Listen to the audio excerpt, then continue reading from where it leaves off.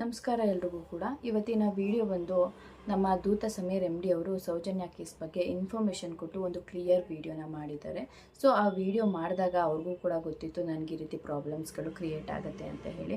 So ಆದರೂ ಕೂಡ ಧೈರ್ಯನ ಮಾಡಿ ಆ ವಿಡಿಯೋನ ಪೋಸ್ಟ್ ಮಾಡಿ ನಂತರ ಸ್ವಲ್ಪ ಭಯಪಟ್ಟು ಆ ವಿಡಿಯೋನ ಮತ್ತೆ ಆ ಪ್ರೈವೇಟಿಗೆ ಹಾಕಿ ಮತ್ತೆ ವಿಡಿಯೋನ ಪಬ್ಲಿಕ್ ಮಾಡಿದ್ದಾರೆ. ಸೊ ಕಾರಣ ಇಷ್ಟೇ, ಕೆಲವೊಂದಷ್ಟು ಜನಗಳಿಗೆ ಫುಲ್ ಡೀಟೇಲ್ಸ್ ಏನು ಅಂತ ಹೇಳಿ ಗೊತ್ತಿರೋದಿಲ್ಲ. ಸೌಜನ್ಯ ಆ ಹುಡುಗಿ ಜೀವನ ಹೀಗಾಯಿತು, ಈ ರೀತಿ ಮಾಡಿ ಅವಳನ್ನ ಸಾಯಿಸಿದ್ದಾರೆ ಅಂತ ಹೇಳಿ ಗೊತ್ತಿತ್ತು. ಬಟ್ ಅವರೇನು ವಿಡಿಯೋ ಮಾಡಿದ್ದಾರೆ ಒಂದು ಮೂವಿ ಥರನೇ ಕ್ರಿಯೇಟ್ ಮಾಡಿಬಿಟ್ಟಿದ್ದಾರೆ. ಸೊ ಹೀಗೀಗೆ ಆಯಿತು ಅಂತ ಹೇಳಿ ಫುಲ್ ಡೀಟೇಲ್ಡಾಗಿ ವಿಡಿಯೋಗಳನ್ನ ಹೇಳಿದ್ದಾರೆ. ಸೊ ಅವ್ರು ಹೇಳಿರೋದು ತಪ್ಪು ಅನ್ನೋದು ನಮ್ಮ ಅನಿಸಿಕೆಗೆ ಬರ್ತಾ ಇದೆ ಅನ್ನೋದಾದರೆ ನೀವು ಮತ್ತೆ ಇನ್ನೊಂದು ವಿಡಿಯೋಗಳನ್ನ ನೋಡಬಹುದು.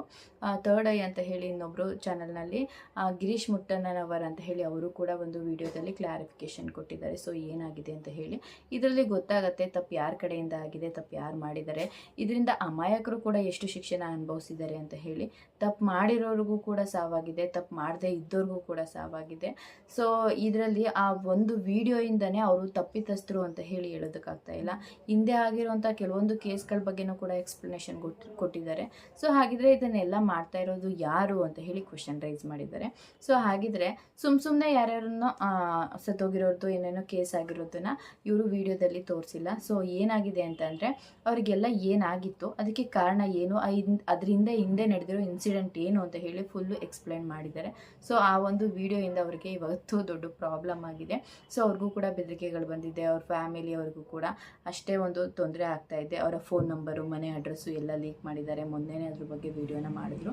ಸೊ ಅವ್ರ ಪರವಾಗಿ ನಿಂತ್ಕೊಂಡು ನಾವು ಡೈರೆಕ್ಟಾಗಿ ಹೋರಾಡೋದಕ್ಕಾಗಲಿಲ್ಲ ಅಂದರೆ ಅವ್ರ ಸಪೋರ್ಟಿಗೆ ನಾವು ನಿಂತಿದ್ದೀವಿ ಅನ್ನೋ ಧೈರ್ಯಗಳು ಅವ್ರಿಗಿರಬೇಕು.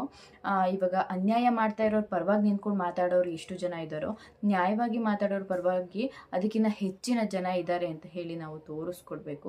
ಸೊ ಸೌಜನ್ಯ ಅವರಿಗೆ ಇವಾಗಲೇ ಅವರು ತೀರು ಹೋಗಿದ್ದಾರೆ. ಸೊ ಅದಕ್ಕೆ ಅವ್ರ ಮನೆಯವರು ಎಷ್ಟು ಕಷ್ಟಪಡ್ತಾ ಇದ್ದಾರೆ, ಅದ್ರ ಬಗ್ಗೆ ದಿನ ನೋವು ತಿನ್ನೋದಿದೆಯಲ್ಲ, ಅದ್ರ ಬದಲು ಒಂದೇ ಸಲ ಸತ್ತೋಗಿರೋರಿಗೆ ಸಿಗೋಂಥ ನೆಮ್ಮದಿ ದಿನ ನೋವು ತಿನ್ನೋರಿಗೆ ಸಿಗೋದಿಲ್ಲ.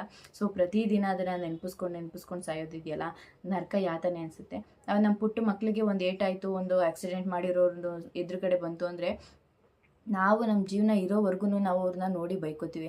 ಅಂಥದ್ರಲ್ಲಿ ಆ ತಾಯಿಗೆ ತನ್ನ ಮಗಳಿಗೆ ಆ ರೀತಿ ಆಗಿರೋದನ್ನ ಕಣ್ಣಾರೆ ನೋಡಿದ್ದಾಳೆ ಅಂತಂದರೆ ಪ್ರತಿದಿನ ನರಕ ಅನುಭವಿಸ್ತಾ ಇರ್ತಾಳೆ. ಸೊ ಎಲ್ಲರೂ ಹೋರಾಟ ಮಾಡ್ತಾ ಇರೋದಿಷ್ಟೇ, ತಪ್ಪು ಮಾಡಿರೋರಿಗೆ ಶಿಕ್ಷೆ ಆಗಲಿ ಅಂತ ಹೇಳಿ. ಸೊ ಎಲ್ಲರೂ ಕೇಳಿರೋದು ಅಷ್ಟೇ, ತಪ್ಪು ಮಾಡಿರೋರಿಗೆ ಶಿಕ್ಷೆ ಆಗಲಿ ಅಂತ ಹೇಳಿ. ಯಾರು ತಪ್ಪು ಮಾಡಿದ್ದಾರೆ ಅವ್ರಿಗೆ ಖಂಡಿತವಾಗ್ಲೂ ಶಿಕ್ಷೆ ಆಗಬೇಕು. ಸೊ ನ್ಯಾಯದ ಪರವಾಗಿ ಹೋರಾಡ್ತಾ ಇರೋವಂಥವ್ರಿಗೆ ಅವ್ರ ಪರವಾಗಿ ನಮ್ಮ ಒಂದು ಸಪೋರ್ಟ್ ಇದ್ದೇ ಇರುತ್ತೆ. ಸೊ ಜಸ್ಟಿಸ್ ಫಾರ್ ಸೌಜನ್ಯ, ಆ ತಾಯಿ ಆತ್ಮಕ್ಕೆ ಶಾಂತಿ ಸಿಗಲಿ. ಅಷ್ಟು ಚಿಕ್ಕ ವಯಸ್ಸಲ್ಲಿ ಎಷ್ಟು ನರಕ ಯಾತನೆ ಅನುಭವಿಸಿದ್ದಾರೆ ಅಂತ ಹೇಳಿ ಅವ್ರಿಗೆ ಹೇಳಿರೋದ್ರಲ್ಲೇ ಗೊತ್ತಾಗುತ್ತೆ ಎಂತೆಂಥ ಕೆಟ್ಟ ಕೆಲಸಗಳನ್ನ ಮಾಡಿದ್ದಾರೆ. ಆ ಹೆಣ್ಮಗು ಎಷ್ಟು ನೋವು ತಿಂದಿರುತ್ತೆ, ತಿನ್ನೋಕೆ ಅನ್ನನೂ ಇಲ್ಲದೇನೆ ಸತ್ತಿದ್ದಾಳೆ ಪಾಪ ಅವಳು. ಸೊ ಅದನ್ನೆಲ್ಲ ನೆನಪಿಸ್ಕೊಂಡ್ರೆ ಎಂಥ ಹೆಣ್ಮಕ್ಳಿಗಾದರೂ ತುಂಬ ಬೇಜಾರಾಗುತ್ತೆ.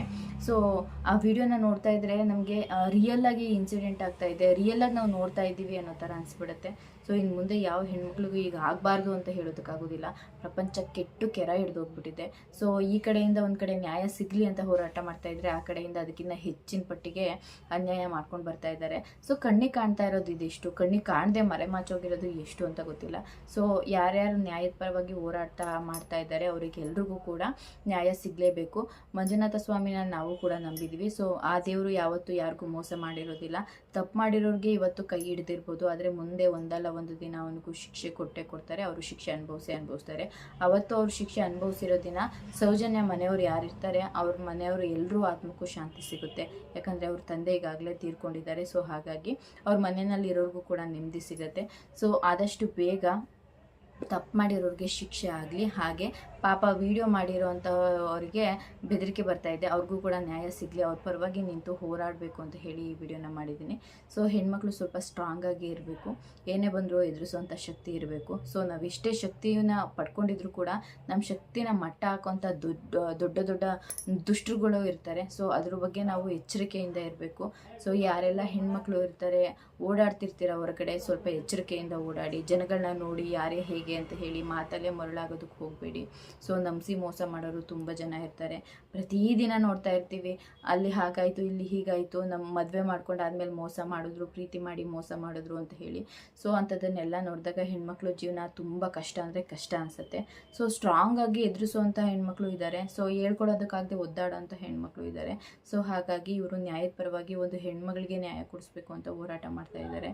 ಸೊ ಅವರಿಗೆ ಒಳ್ಳೆಯದಾಗಲಿ. ಆ ಮಂಜುನಾಥ ಸ್ವಾಮಿ ಕೂಡ ಆದಷ್ಟು ಬೇಗ ನ್ಯಾಯನ ಒದಗಿಸ್ಕೊಡ್ಲಿ, ಅವ್ರಿಗೂ ಕೂಡ ಏನು ತೊಂದರೆ ಆಗದೆ ಇರಲಿ ಅಂತ ಹೇಳಿ ಈ ಒಂದು ವಿಡಿಯೋನ ಮಾಡ್ತಾ ಇದ್ದೀನಿ. ಏನಾದರೂ ತಪ್ಪಿತ್ತು ಅಂತಾರೆ ಕ್ಷಮಿಸಿ. ಯಾರಾದರೂ ಹೆಣ್ಮಕ್ಳು ಇದ್ರ ಬಗ್ಗೆ ಮಾತಾಡಬೇಕು ಅಂದರೆ ಭಯ ಪಡ್ಕೋತಾರೆ. ಸೊ ನಮಗೂ ಭಯ ಇದ್ದೇ ಇರುತ್ತೆ. ಆದರೂ ಕೂಡ ನಾವು ಇದ್ರ ಬಗ್ಗೆ ಒಂದು ಮಾತಾಡ್ತೀವಿ ಅನ್ನೋದು ಕೂಡ ನಮಗೆ ಧೈರ್ಯ ಇರಬೇಕು. ಸೊ ಹಾಗಾಗಿ ಈ ವಿಡಿಯೋನ ಮಾಡಿದ್ದೀನಿ. ಅನ್ಯತೆ ಯಾರು ಕೂಡ ತಪ್ಪಾಗಿ ಭಾವಿಸಬಾರ್ದು. ಸೊ ಈ ವಿಡಿಯೋಗೆ ನಿಮಗೆ ನಾನು ಮಾತಾಡಿರೋದು ಸರಿ ಅಂತ ಅನ್ನಿಸ್ತು ಅಂತ ಅಂದರೆ ಮೆಚ್ಚುಗೆ ಇರಲಿ ಅಷ್ಟೇ. Thank you. ಮತ್ತೆ ಇನ್ನೊಂದು ವಿಡಿಯೋದಲ್ಲಿ ಸಿಗ್ತೀನಿ.